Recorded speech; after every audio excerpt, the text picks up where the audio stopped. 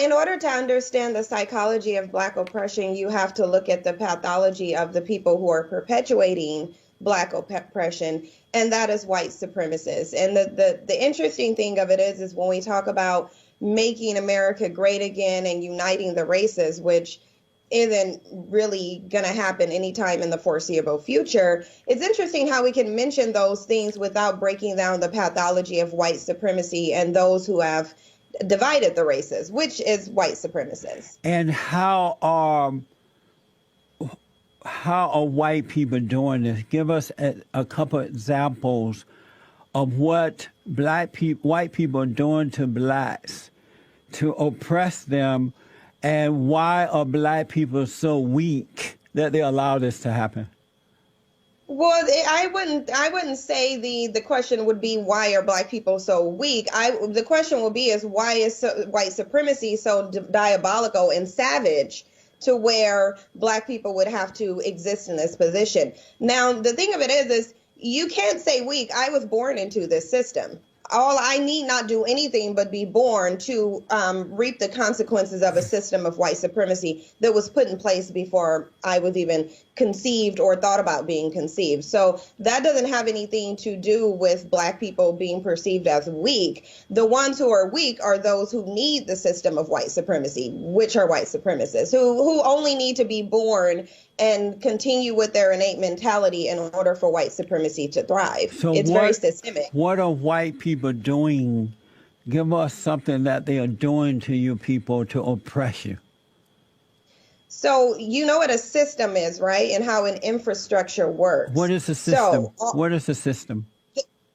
A system is when you have employment discrimination. A system is when you systematically funnel Black people into disenfranchised, economically stagnant areas. It's when you take away jobs, when you don't educate, you indoctrinate a attitude of inferiority. Okay. It's a whole entire structure. So what the foundation of the country is Black oppression. There wouldn't be an America without it. So are you calling the system, the white people, are the white people the system? They benefit from it, so absolutely. And so what are they doing to you people to oppress you within that system? What are they doing? I just told you, and all of the data corresponds with it. They're perpetuating employment discrimination. They're perpetuating economic discrimination. They're literally screening people based on their names to find out ones that sound Black so that they cannot hire them. And that's what they're doing. I just told you they're funneling Black people into by taking away opportunities from them. They're doing the prison, the school to prison pipeline, mass incarceration. Like the fact that just even by virtue of this recent FBI sending out a list calling Black people Black identity extremists, but within a week period, you just had 4 white people do mass shootings. Still haven't been labeled terrorists, though. So that's pretty systemic because then it makes everybody's mindset. I'm sorry? Let me ask, why are the Black men and women so weak that if the white man refuse to hire them or does not want to bring them into their own private company, why can't Black men do their own things? Why do they feel that white people are supreme over them? Why can't Black people do their own thing? Black men should be able to start their own businesses. Why can't they do that? Oh, you mean like Black Wall Street when white people went and burned it down? Why or can't Rosewood when white people went and burned it down? You mean like establish it like that? They live in a system of white supremacy and sabotage that they were born into. So you do realize at the foundation of this country was white supremacy. It was built upon Black oppression, exploiting Black people, limiting them from opportunities, completely eliminating them from economic opportunities while benefiting off of their hard work. You do realize nothing can deviate from its foundation, right? And so if that's true, I don't believe, I know it's not true, but I know it's not true, but if it was true. What's not true? Back in the good Jesse, what's not true? Back in the good old days when boys were boys and men were men, and things were worse for Blacks in that the laws were not protecting them, why were they able to build Wall Street, and why were they able to build Black universities and other Black-owned businesses in the country back then but they can't do it now when they are protected by the laws? Why were they able to do it back then? Black people are not protected by the law. Why were they able to do it back then? Why were they able to build businesses? First we have to get into a mutual reality. Black people are not protected by the law. My bigger question is because you have this pathology for the Black community, and that's fine. I'm still waiting for you to explain to me, why is it that white people have all of these opportunities and they still engage in extreme terrorism and degenerate behaviors? That's what I'm trying to figure out. Cynthia G, you mentioned Black Wall Street and Black businesses back then. Why were they able to do it back then, but they can't do it today? Because you were in segregation. So Black people were, which I'm very fond of. I think we should go back to that. But you had segregation where Black people for a small period were left alone to an extent and were able to actually do that. Now you have integration, and now you just have Black people's talent and work being exploited. And you have them not able to get business loans, not able to get the licensing that they need to. When they do put up a business, then they have to face being sabotaged. So you have the same situation going on now. And so if that's true, that back then they were able to do it because of integration, and that meant that Blacks were superior, and they were right, segregation. That meant Black people were smarter, they were wiser, they had to do it, so they did it. And if that's true, why did they have forced integration, knowing that that would take away their strength and their talent to be independent people?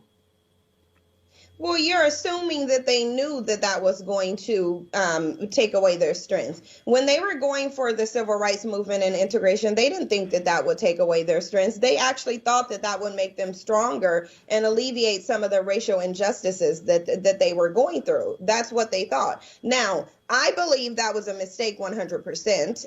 I'm all for separation. I think we should go back to separation because integration isn't beneficial to the work. You're pro-segregation? I am, absolutely. I think it's something we should go back to. So is it okay then for white people to be pro-segregation as well? White people are, regardless to what I deem as okay, regardless to what the law deems as okay, white people are going to think and act in accordance to what they believe is okay. So it doesn't really matter but what I'm I think. I'm asking you as a pro-segregation believer, is it okay and right for white people to be pro-segregation as well? They absolutely can, as long as they're not benefiting from Black labor and talent. What does it feel, what is it like, and we were talking about this in my office yesterday, what is it like being Black and knowing, because I don't believe in that at all, but I know there are a lot of Black people such as yourself who do believe this. What is it like knowing that white people are superior to you? What does that feel like to live that way?